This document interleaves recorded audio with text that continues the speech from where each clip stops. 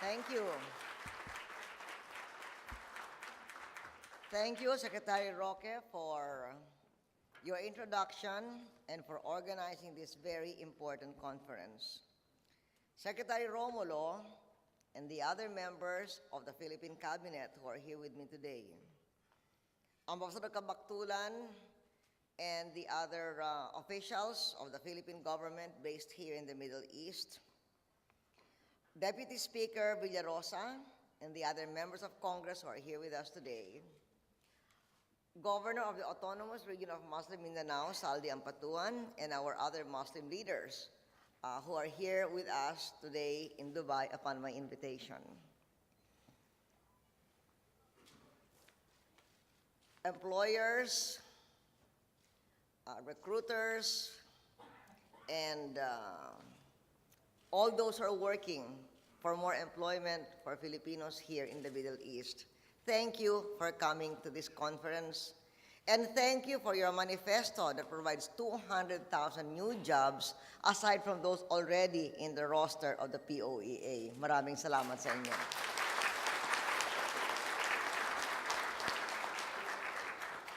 The world economy continues to challenge developed and developing nations alike.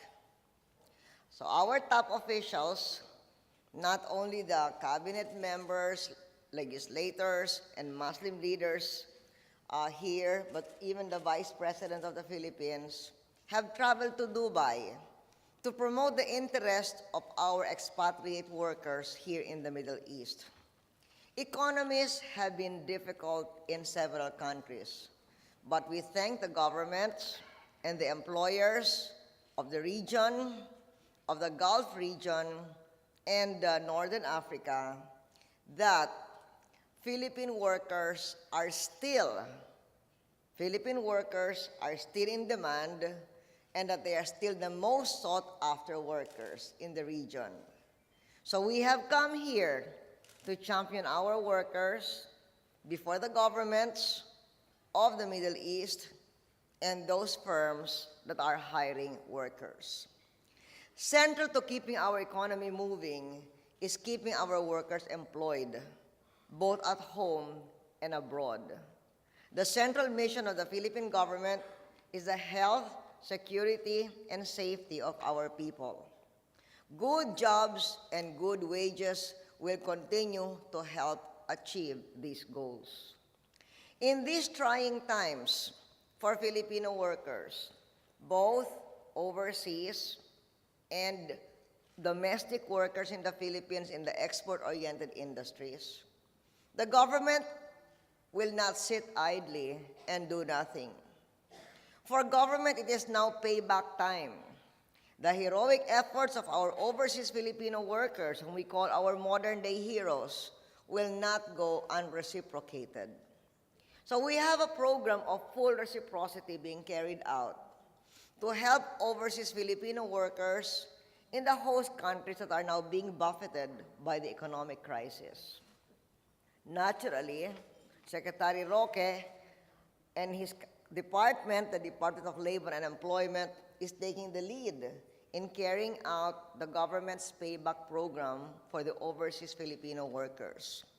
One of the components of this full government support in helping overseas Filipino workers who have been displaced is to find remunerative jobs. And for OFWs who want to cross over to other countries or to other companies in the same country that are in need of their skill and talent, the Philippine Overseas Employment Administration, and Jennifer Manalili is here, is carrying out a marketing blitz to expand the market for our overseas Filipino workers. And part of that marketing blitz is our job summit today and tomorrow. So far, correct me if I'm wrong, Nitoy, but it seems the number of Filipino workers deployed thus far has continued double-digit growth. The market for overseas Filipino workers remains high and resilient.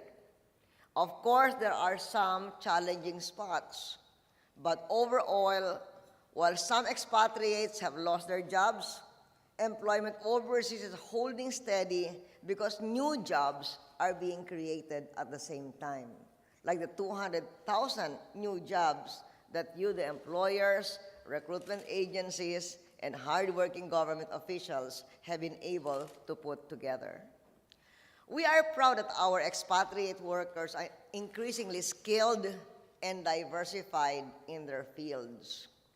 And we are glad that bilateral discussions with many countries are opening up new employment opportunities abroad for Filipinos in a wide range of skilled sectors.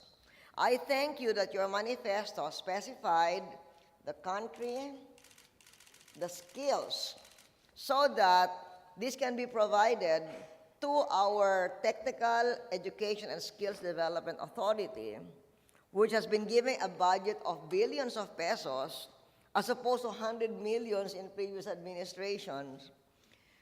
And we will tailor those scholarships that it is handing out to the specific skills that are spelled out in your manifesto.